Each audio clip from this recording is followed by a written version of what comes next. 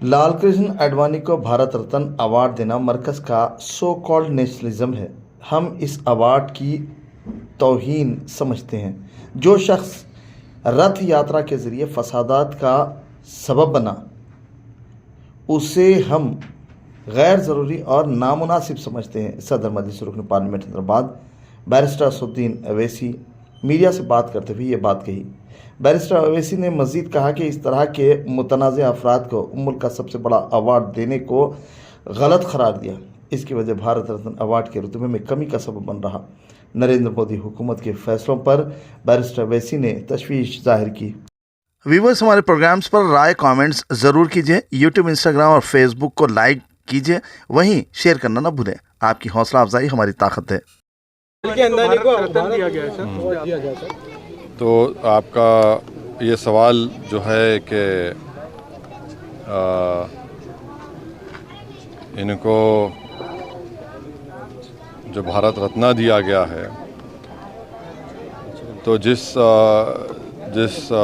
महाशय को भारत रत्न से नरेंद्र मोदी नवाज रहे हैं, तो उनका रिकॉर्ड ये है कि जहाँ कहीं भी वो अपनी रथ यात्रा लेकर गए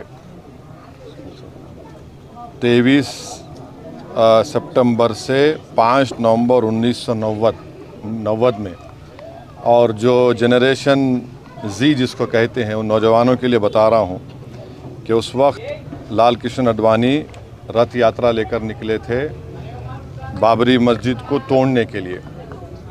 तो ये रथ यात्रा गई 23 सितंबर से 5 नवंबर 1990 तक।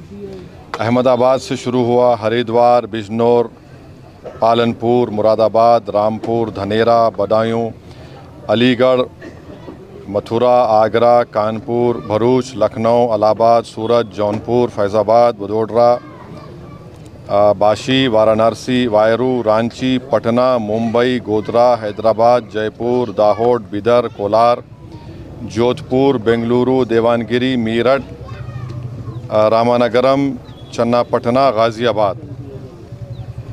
तो उसमें जहाँ कहीं भी ये इनकी रथ यात्रा गई, बेंगलुरु, कोलार, चन्नापटना में 30 लोगों की मौत हुई फसादात में। देवानगिरी में 1, रामानगरम में 2 नवंबर को 2 लोगों की मौत हुई। बिदर में 7 लोगों की मौत हुई अक्टूबर 5। हैदराबाद में उस वक्त बदतरीन फसाद हुआ हिंदू मुसलमानों का, 30 लोगों की मौत हुई। फिर भारूच में गुजरात में 1 शख्स की मौत हुई 2 नवंबर को। सोमनाथ में से शुरू किए थे ये।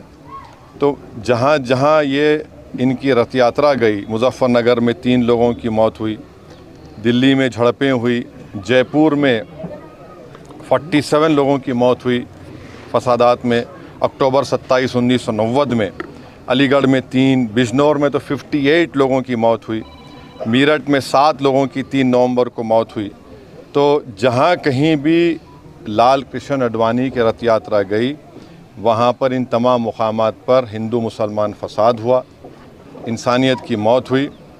और अफसोस की बात यह है कि नरेंद्र मोदी की हुकूमत उनको इस मुल्क का सबसे बड़ा सिविलियन अवार्ड भारत रत्न से नवाज रहे हैं। इससे देश को क्या पैगाम दे रहे हैं? क्या हम देश में ऐसे लोगों को सबसे बड़ा सिविलियन अवार्ड देकर हम क्या पैगाम दे रहे हैं? हम ये पैगाम दे रहे हैं कि हम एकजहती कायम करेंगे हिंदू मुसलमानों में। आप बताइए नरेंद्र मोदी की हुकूमत क्या पैगाम दे रही है? और इससे बढ़कर लालकृष्ण आडवाणी जब पाकिस्तान गए थे, तो मोहम्मद अली जिन्ना की ख़बर पर जाकर उन्होंने जिन्ना की तारीफ़ में कलेमात लिखे थे। और यही आरएसएस, बीजेपी, विश्व हिंदू परिषद, बजरंग दल आए दिन भारत के गयूर मुसलमानों को बोलते हैं पाकिस्तान चले जाओ, पाकिस्तान चले जाओ। अरे कम से कम तुम अवार्ड देने से पहले ये तो देख लेते कि ठीक है, इतने लोग मरे तुम भूल गए, इतने लोगों की मौतें हुई, बच्चे यतीम हुए, हमारी बहनें चाहे हिंदू हो मुसलमान हो बेवा हो गई, कई घर उजड़ गए। जो शख्स पाकिस्तान जाकर मोहम्मद अली जिन्ना जो इस मुल्क की पार्टीशन का ज़िम्मेदार है, आप उसकी तारीफ़ में कलेमात लिखता है। नरेंद्र मोदी तो आडवाणी की किताब को कौन सी किताब लिखी गई थी जब जिन्ना के ऊपर जसवंत सिंह साहब लिखे थे, उस किताब को बैन लगा दिया था क्योंकि वो उसमें जिक्र था। आप ऐसे आदमी को अवार्ड दे रहे हैं जो जिन्ना की तारीफ़ किया, तो इससे आपका ये सो कॉल्ड नेशनलिज़म दिखता है। हम जो अवार्ड दिया गया है, हम समझते हैं कि ये हमारे अवार्ड की तौहीन है। इससे पहले बहुत बड़े बड़े लोगों को ये अवार्ड दिया गया था, मगर जो शख्स रथ यात्रा के ज़रिए जहाँ जहाँ रथ यात्रा गई वहाँ पर फसाद हुआ, जिस शख्स की मौजूदगी में बाबरी मस्जिद की शहादत हुई, ये अलग बात है कि कोर्ट ने किसी को खाती नहीं पाया, ये भी एक बड़ा मजाक है और उसकी अपील नहीं की गई। तो हम इसको नामुनासिब समझते हैं, गलत समझते हैं, और हम समझते हैं कि भारत रत्न के रुतबे में कमी आ रही है इस तरह के नरेंद्र मोदी की हुकूमत फैसले जो कर रही है। इसलिए हम ये इस बात को ख़तई नहीं मान सकते कि ऐसे शख्स को आप अवार्ड दे रहे हैं जो भारत में हिंदू मुस्लिम फसादात हुए और उनकी मौजूदगी में बाबरी मस्जिद की शहादत हुई, उन जो होम मिनिस्टर थे, 2002 का राइट हुआ, तो हम इसको गलत फ़ैसला मानते हैं। शुक्रिया। चलो।